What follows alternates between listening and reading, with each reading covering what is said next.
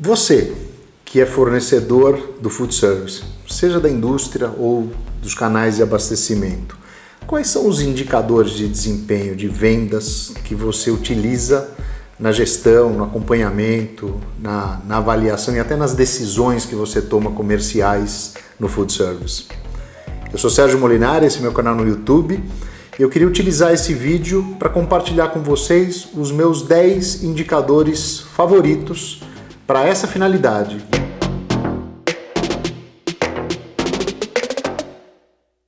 Claro que isso tem muito de quais são as linhas de trabalho que a gente desenvolve, seja no apoio ao desenvolvimento, à formulação de estratégias, ou também na correção de curso, no aprimoramento da condução no dia a dia dos negócios. Isso varia um pouco de consultor para consultor e de tipos de projetos, mas esses são os meus 10 favoritos utilizados largamente nos clientes que a gente atende, seja da indústria, sejam dos canais de abastecimento.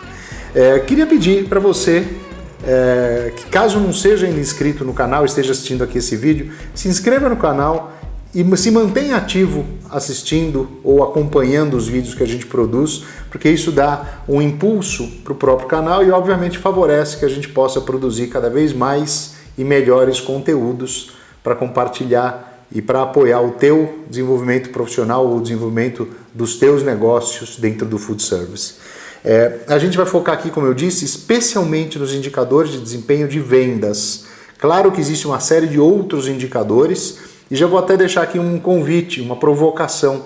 Se esse vídeo for útil para você, deixa uma mensagem, seja aqui no YouTube ou seja no LinkedIn, onde a gente também repercute os vídeos aqui do canal, para que a gente possa se sentir mais impulsionados a produzir um outro vídeo sobre indicadores, abordando alguns temas de compras, de logística, de financeiro e assim por diante. Mas vamos lá, eu vou começar com a minha lista, e essa lista ela não tem necessariamente uma ordenação do ponto de vista de importância dos indicadores, mas eu vou começar por aqueles que são mais usuais, mais universais, que praticamente toda empresa utiliza ou deveria utilizar, e depois a gente vai para um grupo de indicadores que particularmente eu atribuo bastante importância, que são indicadores muito relacionados à carteira, à gestão da carteira de clientes desses fornecedores. Então vamos lá. O primeiro deles, que eu vou chamar de faturamento. Particularmente, quando eu penso com viés um pouco mais financeiro, um pouco mais contábil, eu prefiro utilizar um outro conceito que é de receita bruta.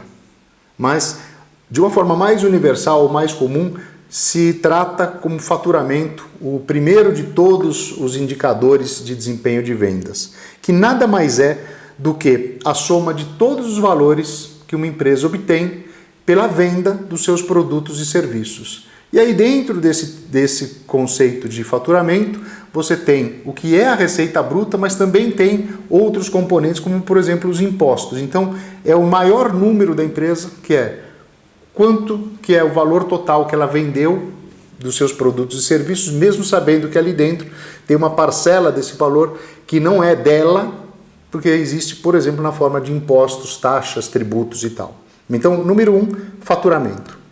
Número 2, que eu diria que é um bem complexo, mas muito, muito relevante, que é o indicador de margem de contribuição, que fundamentalmente é o lucro bruto de uma empresa dividido pelo seu faturamento. O mais correto é pegar o lucro bruto e dividir pela receita bruta, mas habitualmente é o lucro bruto dividido pelo faturamento. É assim que a grande parte das empresas que a gente conhece praticam esse indicador. E aí vale a pena duas observações. Como lucro bruto é tudo aquilo que a empresa ganha, tudo aquilo que ela gera de recurso, pegando o dinheiro pelo qual ela vendeu os seus produtos ou seus serviços e deduzido o custo dessa mercadoria ou o custo desse serviço vendido. Então, a receita bruta menos o CMV, no caso de mercadoria, gera o lucro bruto. Pego esse lucro bruto e divido ou pela receita bruta, que é mais correto, que é como a gente prefere utilizar, ou divide esse lucro bruto pelo faturamento. Então, segundo segundo indicador-chave aqui é margem de contribuição. O terceiro, e eu diria que é talvez o segundo mais utilizado e maior alvo de atenção das empresas, que eu vou chamar de positivação de clientes. E aí, como positivação de clientes, a gente costuma tratar como o número de clientes que comprou da empresa num determinado período. Tá?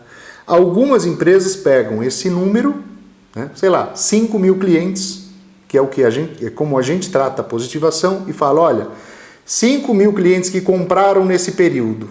Se eu dividir pelo tamanho total da minha carteira de clientes, entre ativos e inativos, eu vou chamar isso de positivação.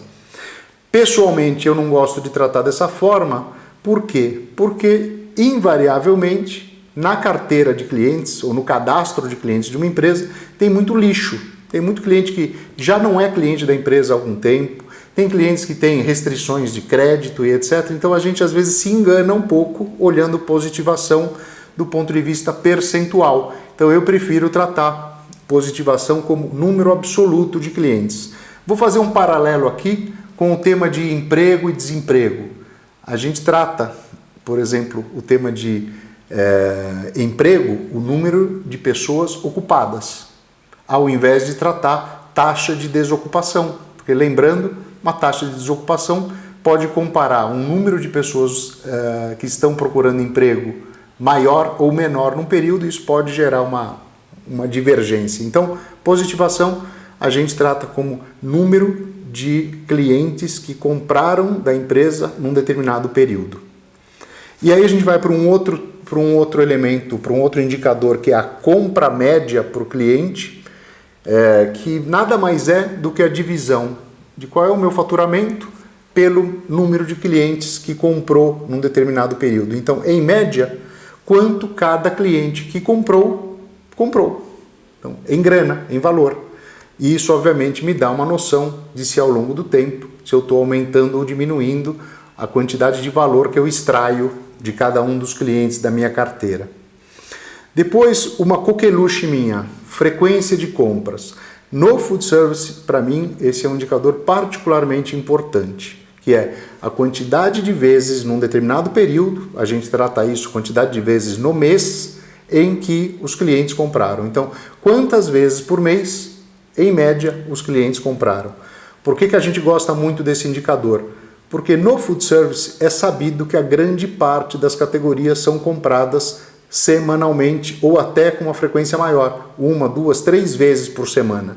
Então, quando eu olho para a frequência de vendas, quantas vezes eu vendo para cada cliente por mês, eu consigo avaliar se eu estou, por exemplo, deixando para trás 1, 2 semanas do mês em que esse cliente não comprou por algum motivo de mim, mas muito provavelmente comprou de alguém. Então, isso dá uma indicação de que eu posso estar perdendo venda por não vender em pelo menos uma vez por semana num cliente de food service, que é frequência de compra.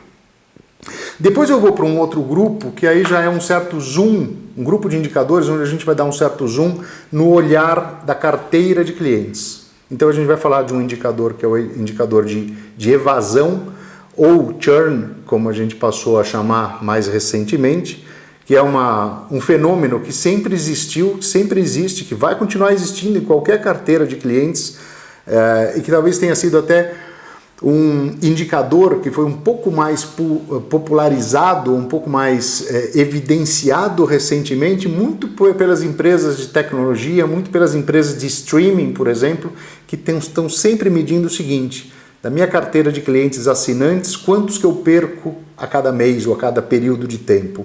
Trazendo aqui para o nosso food service, eu penso, a gente trata da seguinte forma: dos clientes que compraram da minha empresa no período anterior, no mês anterior, por exemplo, quantos desses clientes não repetiram ou não voltaram a comprar no período atual, no mês atual?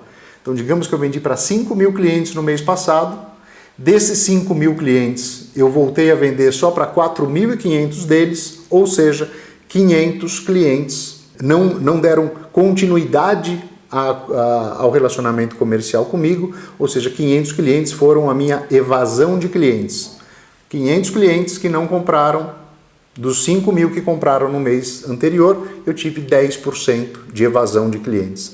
E esse é um dos indicadores-chave para a gente justamente garantir que a empresa esteja sempre crescendo na sua base de clientes, em parte diminuindo a quantidade de clientes que ela deixa de atender. Então a evasão é super relevante para a gente. Um outro tópico, e esse talvez seja até um pouco mais estratégico, menos tático, mas mais estratégico nas empresas, é qual é o ciclo de vida de um cliente dessa empresa. Então, em média, por quanto tempo os seus clientes permanecem como clientes? Permanecem como clientes significa por quanto tempo eles continuam comprando da empresa. Então a gente lê isso também na forma de meses. Então, em média, minha carteira de clientes permanece cliente por 36 meses, 48 meses ou alguma coisa do tipo. Porque isso me dá uma noção de por quanto tempo eu vou produzir resultado em cima de cada cliente. Então, se eu tenho um cliente que por 48 meses vai ser cliente da minha empresa, eu vou produzir resultado ao longo desse período todo com ele. Então, muitas vezes, a minha forma de pensar quanto investir num cliente para adquirir um cliente ou para manter um cliente, deveria levar em consideração qual é o tempo que eu consigo sustentar um cliente como ativo na minha base de clientes. Então, depois que a gente falou sobre ciclo de vida de um cliente, ou seja, por quantos meses ele permanece como um cliente ativo na minha base, comprando meus produtos e serviços, o passo seguinte é calcular quanto que esse cliente produz de resultado para a minha empresa enquanto ele é cliente, ou seja, enquanto ele é ativo, enquanto ele está comprando da minha empresa.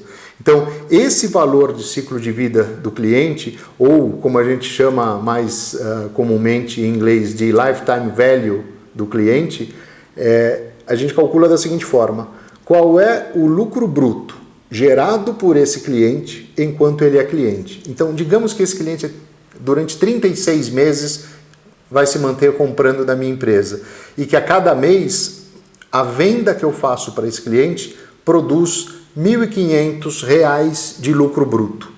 Então, 36 vezes R$ 1.500 vai gerar um lucro bruto de R$ 48 mil, que é o que os meus clientes, em média, produzem de resultado para a minha empresa enquanto eles são clientes da minha empresa.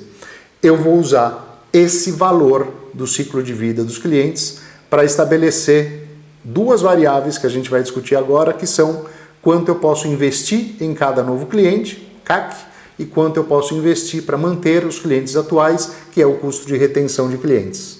E aí, dois filhotes ou dois derivados desse conceito que eu acabei de falar de ciclo de vida, um que é o CAC, o custo de aquisição de clientes, que é quanto eu invisto, seja em atividades de vendas, de marketing, especialmente nessas duas frentes, quanto eu invisto para conseguir fazer com que novos clientes passem a ser clientes da minha empresa, ou que novas empresas passem a ser clientes da nossa empresa. Então, lembrando, como eu acabei de ver o indicador de ciclo de vida, eu consigo dizer o seguinte: qual é o valor que faz sentido para a minha empresa gastar ou investir para atrair novos clientes, imaginando que esses novos clientes também vão durar aqueles 36 ou 48 meses produzindo resultado para a minha empresa. E o último desses indicadores, o primo do CAC, que é o custo de retenção de clientes, que é um raciocínio parecido, só que agora não pensando mais em como trazer novos clientes para a minha empresa, mas como manter os clientes que eu tenho na minha empresa. E aí eu tenho quanto custa o atendimento desse cliente? Quais são os gastos ou os investimentos em atividades relacionadas a CRM, à gestão do relacionamento com os clientes, ou ações promocionais, ou a participação em eventos, ou bonificações e etc. Quanto me custa manter a relação com os clientes que já estão na minha carteira de clientes? Então, quando eu olho o ciclo de vida do cliente, eu consigo daí dizer quanto eu posso investir para atrair novos clientes, o CAC, e quanto justifica eu gastar ou investir para manter os clientes atuais, que é o custo de retenção de clientes. E aí essa visão toda de carteira de clientes, sempre pensando da seguinte forma: o número de clientes target ou alvo, alvos, que faz sentido para a minha empresa, ele é relativamente limitado. Eu não tenho tantos clientes disponíveis no mercado para passar a vida toda só trazendo clientes novos e não mantendo os atuais. Então, essa combinação de quanto eu invisto para manter clientes e quanto eu invisto para atrair clientes acaba sendo uma parte bastante crítica da estratégia da gestão da carteira de clientes de uma empresa, que é a partir dessa carteira que eu vou produzir o faturamento, que é aquele primeiro indicador de todos. Se esse tema foi interessante para você, deixa aqui um comentário teu para a gente poder se animar e desenvolver um próximo vídeo desse tema, indicadores de desempenho, falando agora de outras áreas da empresa que também são bastante críticas para o sucesso do negócio.